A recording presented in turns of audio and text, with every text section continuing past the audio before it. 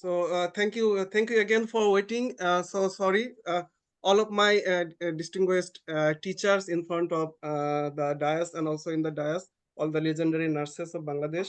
So first, I would like to express my gratitude to the DGNM and for organizing this type of conference and seminar. Now I am talking about the analysis of nursing and midwifery education in case of our the theme of the economic power of the care. So in the global north, we are not thinking about the global south. So all the development country, the developed country, the global north, they are thinking about the nurses are also including the midwives. So just today's presentation, I would like to share the screen, the total outline of this presentation. So I would like to very briefly present these things is happening, the overview of the nurses and midwives are how they are the importance of the healthcare around the world.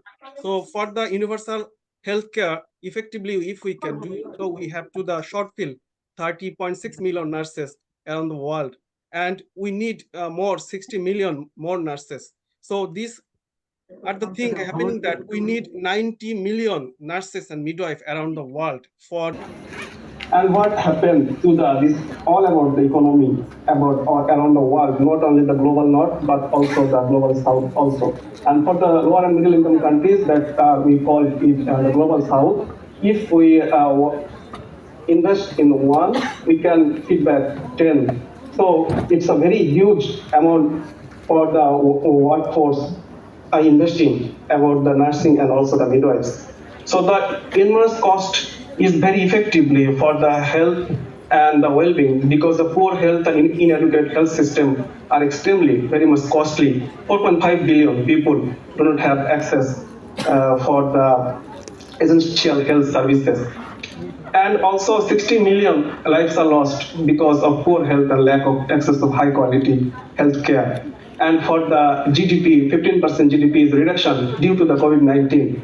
And also the lost productivity around the world for 1.4 and 1.6 trillion only for the lower and middle income countries. And for the invest, if we do to save the lives, we have to invest in the nursing and midwifery, because in the healthcare workforce, 50% are nurses and midwives, and every $1 invested, we can bring back to $2 to $4. And for the increased global life expectancy rate, so by the 3.7 years next, their rate will be increasing. So if we increase the rate, so we have to invest, and if we invest one, we have to return the 10.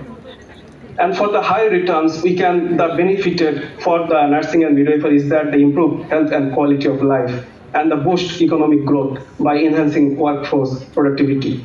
And for the strengthening the healthcare system, and also for the poverty and improve the gender equality, and for its contributes to social cohesion, peace and prosperity. Now I am talking about the nursing education and midwifery education and also the skill development. What to do the next for us for the SDG, for the quality education, we have to expand the high quality of education. So if we see the around the world, what happening, the diploma course reduction rate is down. So we have to reduce the diploma courses around all over the Bangladesh. And it's happening is that recently diploma in medical technology, they are incorporated to the diploma education. It's for the policymaker, it's a distraction decision for the policymaker, because we have to think about the global market.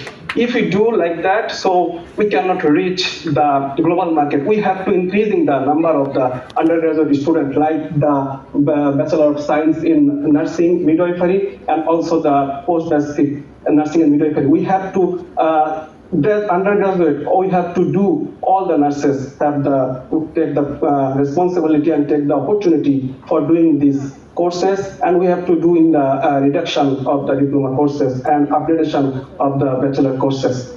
And then we have to think about our graduate course, like our master's course. Thinking is very important for the around the world, because there are two types of nursing and midwifery: the clinician and also the academician. We have to think the clinician also. All the research related courses we have done in Bangladesh, but what we think about the clinician. So we have to think about, we have to circulate our curriculum or development. So I will talk it later. And also have to do the post-graduation education like doctoral, postdoctoral, and also the post-graduation diploma courses.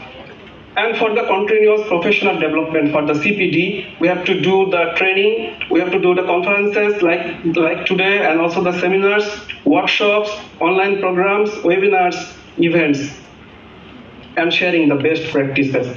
So this is the key point of the continuous professional development.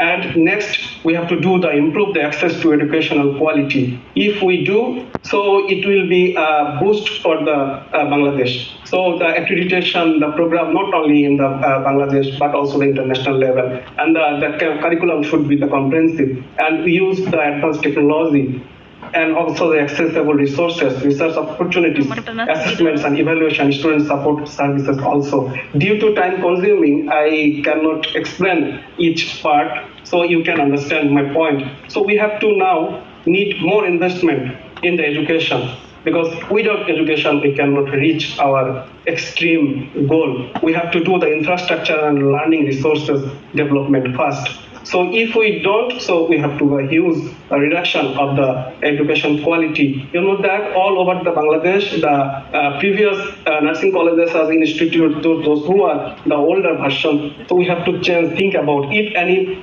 big earthquake happen, all the education institute should be damaged. What happened, you know that. So we have to think about the infrastructure and also the learning resources. And the advanced simulation technology. In Bangladesh, we use the patient to do first the clinical practice, but we have to think about the international context. We have to do first the simulation, and then we have to do practice in the patient. And also use the IoT and fourth industrial revolution, you know that everyone. So, and then the faculty development program is mostly important. All the teachers should be go abroad to advance knowledge, to gain the knowledge, and they should back to their country, and then they have to be promoted, and all the teachers not be they are post as a attachment. They have to be promotion by their experience, expertise, and also their training. And we have to do the research opportunities, most master's program by research, but we don't have the funding for the students. But around the world, if we think that the university have the responsibility to funding for the students to how to do their research by their funding. And also we have to do the scholarship and financial aid programs for those who are beyond their targeted people who are not cannot join in the nursing or midwifery course. We have to support them.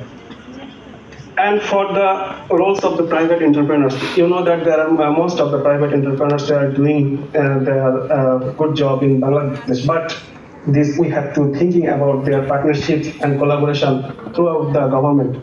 And also we need a high salary of the teachers, faculties. We have to use the brains of who are retired from our government job, because they are the pioneer. They are the we have a good opportunity to use their brain. Always using their brain, we have to do great change in the Bangladesh. And also the technology integration, we have to do this, and also the corporate social responsibility, CSR initiative. This is a very new theme. So CSR initiative with the community, relationship with the community people. So we have to think about the community health and school health program also. And private organizations should have to keep their responsibility to incorporate, because we government have some limitations.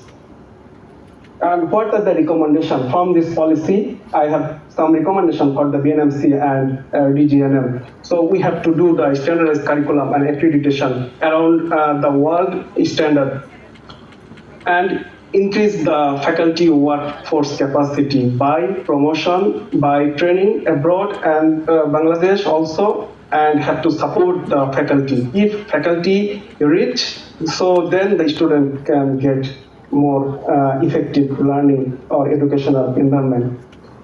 And we have to do the promote continuous professional development. I discussed it before that, how we did it. Today's program is also an example for the CPD.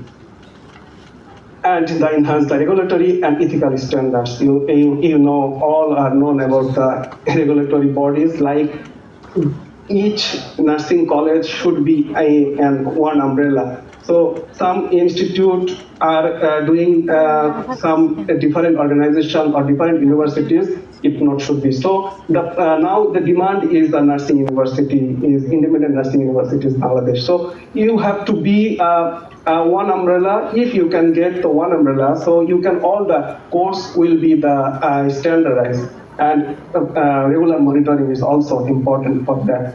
So that's all. So today's program, and also the support of the research and innovation for the not only the teachers, faculties, but also the students. And then at the last, let us never consider ourselves finished nurses. We must be learning all of our lives from the Florence Nightingale. So thank you all. If you have any question or anything, you can ask me or ask me later directly through my email. So thank you all.